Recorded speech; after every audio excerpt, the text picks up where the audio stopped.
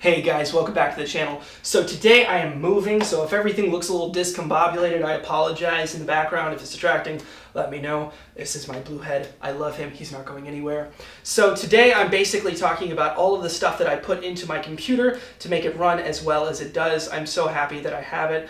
But if you're not a techie kind of person, don't leave just yet. I do have some updates for you. I got the original crew back together and I'm so excited to have them on board. It is going to be fantastic. Connor, Marshall, Blake, Haynes, Brandon Stanley, they've all said that they're very interested in coming back. But unfortunately, Jacob Mays, you're not here. Jacob, I miss you. If you decide to come back to Oklahoma, you definitely have a place here. We also have one new person named Zach Gilpin. He's going to be writing and acting and all this. I'm very excited about that.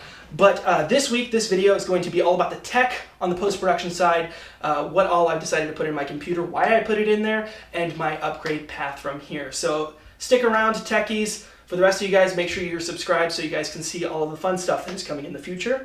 For the rest of you guys, let's get into this. So, something to keep in mind off the bat, just go ahead and clear the air. I am not a techie kind of person at all. Within the last 6 months, I've decided to assemble a computer mostly out of necessity.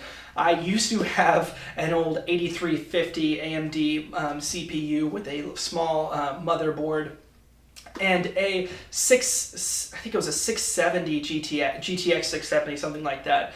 My friend Seth Kessler put it together for me. It was a fantastic computer back when we built it in 2012, but I definitely needed something that was going to be able to keep up with all of the demands of video editing with DaVinci Resolve and Adobe Premiere. So that was basically my need set here. And so whenever I decided to hop up on YouTube and find different kind of YouTubers that talk about tech-tubers, I decided that I was going to need something that had an upgrade path to it. So, and these are the pieces that I decided to assemble. And so let's start with the case on the outside. This is going to be a Silent Base 700.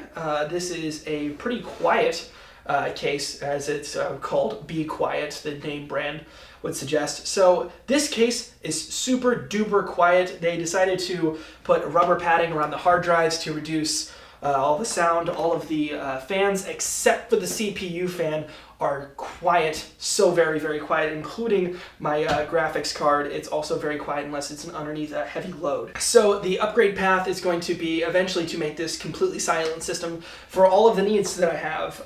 So if I decide to live stream and the computer's running in the background really close to the mic, it will be next to dead silent. So I'm very excited about that. Right now, as you can see, it's kind of open to the elements, and that's because I will eventually get a tempered side glass panel.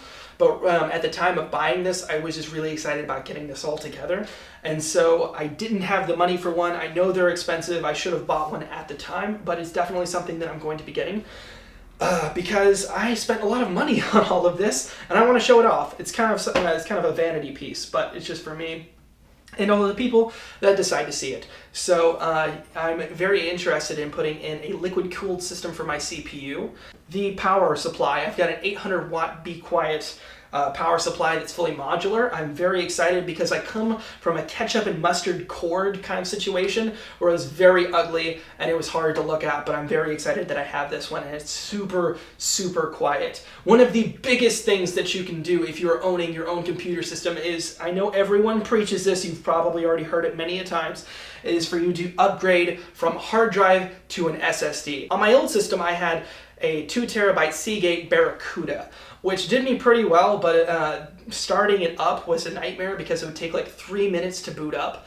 And right now it takes 10 seconds on this little thing. This is going to be a 960 EVO NVMe SSD from Samsung. It is fantastic. It's M.2, so it just plugs right into your motherboard, and it is super, super fast. It has completely changed my life. And so and it's only 256 gigs on this one, so it's not super huge. Again, it's just something that I wanted to put into my computer for my operating system, for Adobe programs, and DaVinci Resolve. So I just wanted to have it enough room to be able to have all of those things for it to be able to boot up quickly. And so I have a 500 gigabyte 850 EVO SSD, and that one's fantastic as well. It's where I keep all of my projects as I'm editing them, and then whenever I'm done editing them, I offload them to one of the 5 2 terabyte Seagate Barracudas that I have over here that I have. So also right now I have the Republic of Gamers STRIX X370F motherboard. It has everything that I need. It was within my price range, and I just wanted to keep within like, I didn't want the lowest of the low, but I didn't want the highest of the high, because these things can get up to like $500 for the AM4 socket. And I just wanted to kind of like have an upgrade path, because AM4 socket's going to be around until I believe at least 2020.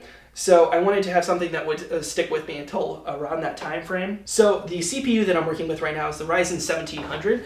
It would just seem like a really good choice price performance wise. And I didn't get the X because I just didn't see the reason for me to use it just right now. I know that in the next year, AM4 socket's going to have a new type of CPU that I'm looking to upgrade to. So right now, this is just kind of like my entry-level CPU as I'm moving forward. And it does everything that I need it to very quickly for editing, so I'm very happy about that. So for memory right now, I'm using the Trident RGB Trident Z, the 2 times 8 gigabytes, so the 16 gig kit. It is 2400 megahertz memory. I know that's not the fastest out there. It was just what I could afford, since the memory market has been so expensive. It's a little painful to even look at this and think about how much I spent on it.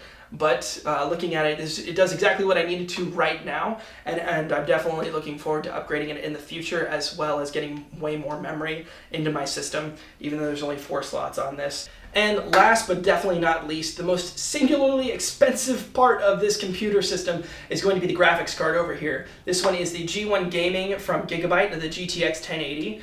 And it is fantastic. It moves exactly how I need it to, and especially with all the demands that video editing requires. This has 8 gigabytes of GDDR4 memory, and it is super duper fast on everything that I needed to. Before, I believe it was the GTX 670, if I'm not mistaken. I might be. I only had 1 gigabyte of GDDR3 memory, and it was so slow. Whenever I pulled up DaVinci Resolve or Adobe, it basically told me to forget it, essentially, and then it would crash, and then it would tell me it was exactly because of this, because I didn't have something that was fast enough. So this one has 8 gigabytes versus the old 1 gigabyte, and I've just been so happy with it. I've been using it non-stop. I believe that's everything in here. I know that my cable management skills aren't on point. I get it.